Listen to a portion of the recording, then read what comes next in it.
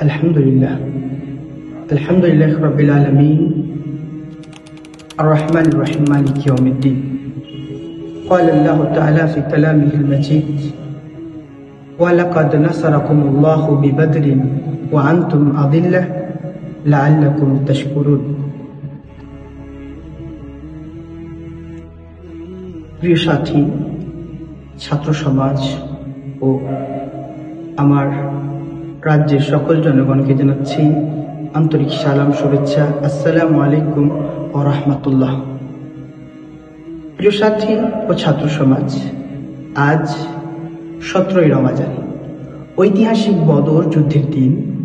এই দিনেই ইসলামের প্রথম ও অন্যতম গুরুত্বপূর্ণ যুদ্ধ সংগঠিত হয়েছিল, যা ছিল ঈমান ও নৈতিকতা ও ন্যায় বিচারের এক মহান পরীক্ষা। মাত্র 313 জন সাহাবী মুহাম্মদ সাল্লাল্লাহু আলাইহি ওয়াসাল্লামের নেতৃত্বে বদরের প্রান্তরে এক বিরাট শক্তির বিরুদ্ধে লড়েছিলেন।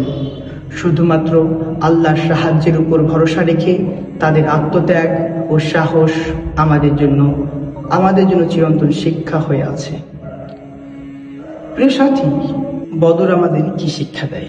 আজকের ভিডিওতে আমরা পয়েন্ট টু পয়েন্ট কয়েকটা পয়েন্ট এখানে আলোচনা করব।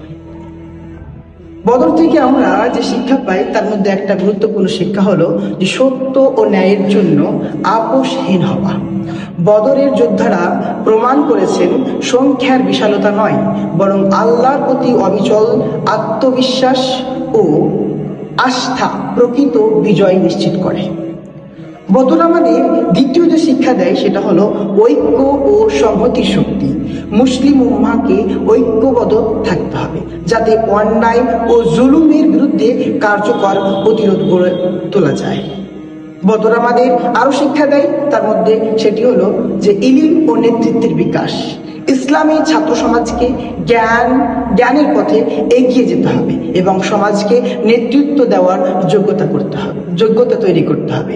মনে রাখতে হবে, যেই ছাত্র সমাজের কাছে, যেই জাতির কাছে জ্ঞান থাকে না, সেই জাতি কখনো নেতৃত্বের পর্যায়ে পৌঁছাতে পারে না। সুতরাং আমাদেরকে জ্ঞান অর্জনের সাথে সাথে আমাদের নেতৃত্বের দিকে এগিয়ে যেতে হবে।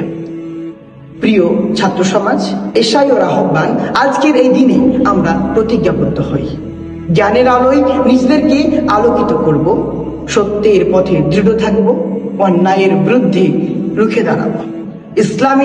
ইসলামের শান্তি, ন্যায় ও নৈতিকতার বার্তা সমাজের সর্বস্তরের মানুষের কাছে পৌঁছে দেব। বদরের চেতনা ধারণ করে বর্তমান যুগের অন্যায় ও অবিচারের বিরুদ্ধে সংগ্রাম চালিয়ে যাব এবং একটি সমাজভিত্তিক, একটি ন্যায়ভিত্তিক সমাজ গঠনে গুরুত্বপূর্ণ ভূমিকা রাখবে ইনশাআল্লাহ।